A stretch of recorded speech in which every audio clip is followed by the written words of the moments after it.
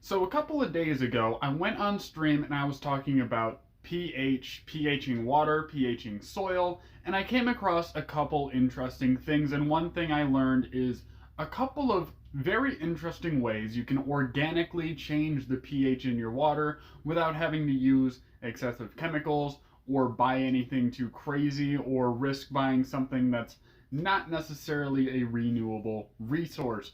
Keeping your plants and garden purely organic is very important to organic growers, and that kind of goes without saying. And with these tips and items that you can utilize to your advantage, you will be able to adjust the pH of your water while keeping an organic garden without having to buy water from a store and without having to rely on harsh chemicals. I will have an article linked down below referencing all the things I'm going to be going over today. I'm actually kind of taking these tips from this article because I came across it on stream, and I figured it would be constructive to go over. First thing we're going to go over is a couple of things you can do to decrease the pH in your water. So if your pH is too high, these things may help you. And if you want to skip to increasing your pH, skip to this time right here, and you will be able to get that information right away. So the first thing you can use is peat moss, and to do this you're going to need to soak it in the water without contaminating your water with too much peat moss,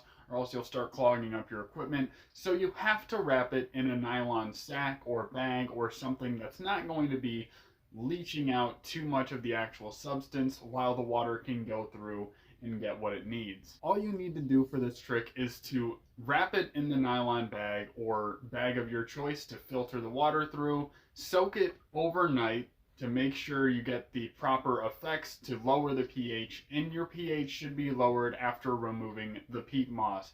Test and continue from there. Dilute your tap water or RO water in with rainwater. Now, the rainwater is very excellent for lowering the pH due to its exposure to atmospheric carbon dioxide. And always consult your local laws and regulations when it comes to collecting rainwater. In some places, it's illegal to collect rainwater, and I'm not sure if that's just if you're using it for drinking water or if that also counts for watering plants as well. So look into that.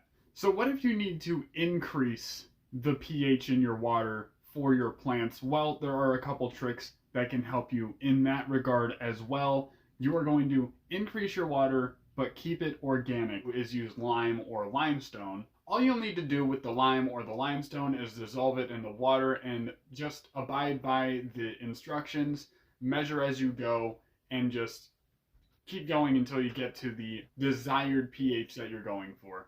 Another thing you can do to increase the pH of your water is to use eggshells. This is kind of a wild one, takes a little bit of work, but I'm sure it works.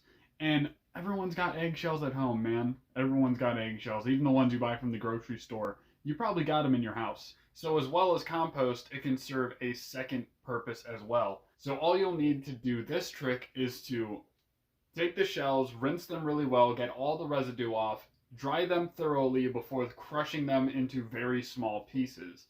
Then what you're going to do is let them sit inside the water overnight and then filter them out of the water. And by that time, it should have absorbed the calcium carbonate, increasing the pH of your water.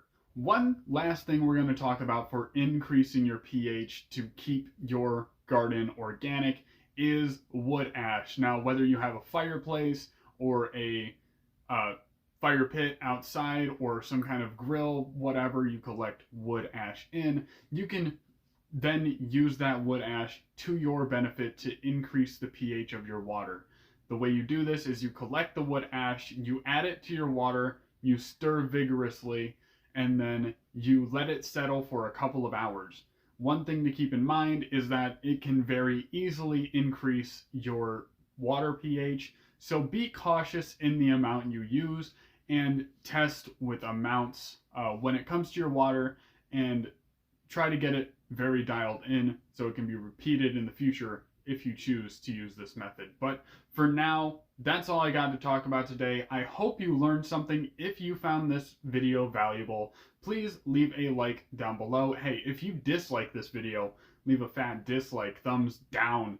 that shit. If you are new here, man, hit the subscribe button to learn more about the plant we all know and love and how to be a better gardener. And if you have been subscribed for a while and you want to support the channel more than you could ever imagine, hey, hit that join button. You'll get exclusive perks, content, early access to videos, and also be an Express member.